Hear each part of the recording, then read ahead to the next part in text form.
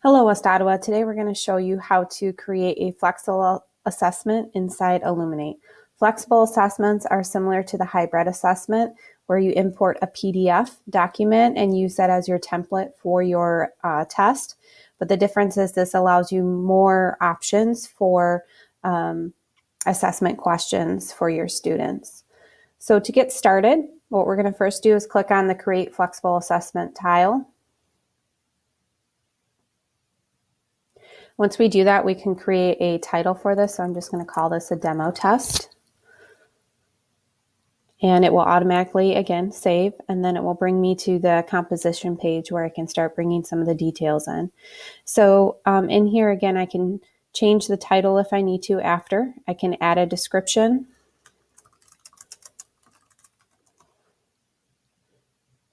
I can add tags to it. The tags allow me to go into the academic year. I can choose a scope, meaning is this a district benchmark, published curriculum, site assessment, state assessment, or teacher created. I can choose the subject area. I'm going to choose arts, visual arts, and then the grade level I'm going to choose as well, third. Notice it's automatically saving for me, and once the save feature comes up, I can click X, and all of that will be there for me. I can also choose my standards as well. So I can look at all the different providers that are in here. And because it's arts, it's going to be grade level and high school content expectations. I can choose my subject then, the grade level, and also look at collections. Once I'm done, I can select a standard by clicking on there, the checkbox. And if I want to take a standard off of there, I just hit the X on the side. When I'm done, again, you'll notice it auto saves in the top right corner. I know it's saved, so I can hit X and get out of there. Now I can upload my materials. If I click on the Upload Materials, I'm going to select a file from my device, which I have downloaded the PDF. So I'll double click on that. Sometimes it doesn't like to work the first time, so just double click again until you see that the uploaded file is in there. I can choose to upload additional files as well if I want to. So you can have 2, 3 PDFs if you want in here. When I'm done, again, this has been saved, so I can click on the X. When I scroll down to the bottom, now I need to add the questions. If I just want to add a single question for my answer key, I'd click here. But because I have 12 questions, I'm going to click on the lightning rod. So when I click on the lightning rod, it will ask me how many I want to add. I'm going to add 12. You can add anywhere between 1 and 25 at a time. Then I'll click on OK. Notice it'll start working and thinking. And this is where it will automatically give me 12 questions that are defaulted to multiple choice. I can easily change these to various responses such as multiple choice partial credit. So I would use this if I wanted someone to have A and C on there. And if they only selected A and not C, you could give them half credit for that. I can choose a constructed response, which is just a written response on here. So short answer. Explicit constructed response would be a fill in the blank. Multiple choice.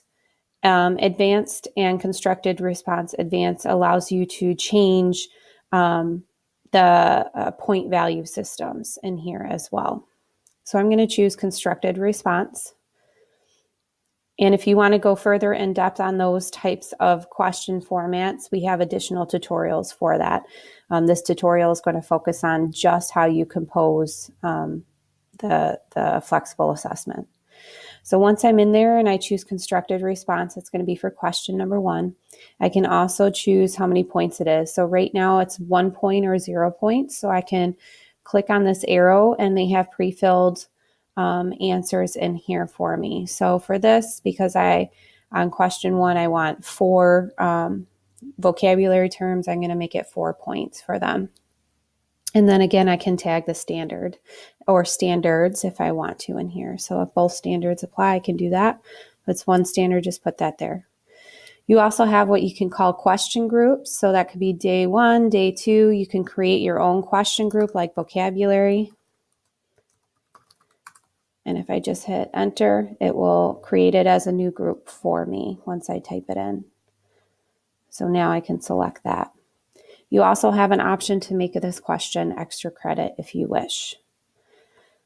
Underneath that, because it is a constructed response, I want some paper options to show up. So default would be just the default they have in here. But I can also choose if I want a certain amount of lines in there, 4, 8, or a full page. I'm going to choose 4 lines, one for each term. And then you can make the background look a blank, a line, or a grid. I'm going to choose a line for this one. If I decide, you know what, number 1, I don't want it to be number 1, I want it to be number 2, I can just click on that textile grid and it will move it around for me. And then I can just move it back up if I want it to be number 1 again. So it's very flexible and very easy to change and modify. Once I go through and change all of the format of the questions for what I want, I can then go into done. You can also look at the settings in here if you want to, which again allows you to have your answer key tagged or where you can add rubrics. So say on here I don't want all of these choices for my rubrics for this assessment. I can unselect them and then it just won't show it up in my settings for me. If I need to add a new one, so say I have 8 points for one, I can add a choice here and fill this out and say I want to go from 1, 2, 3, 4, and then I'm going to add another box here, 5, 6, 7, and 8, and click on the check and it will add that option in there for me now.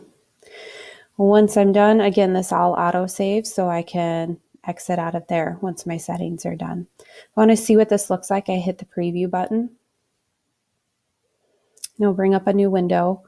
You'll have to click on Begin Test.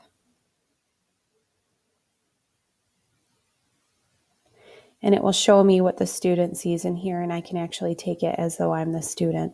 So again, you still have where both sides have to be scrolled separately for the answer key, but you'll actually get to see what the student sees in there. When I'm done with the student view, I just click out of this tab, and I'm back at the tab where I was composing my assessment.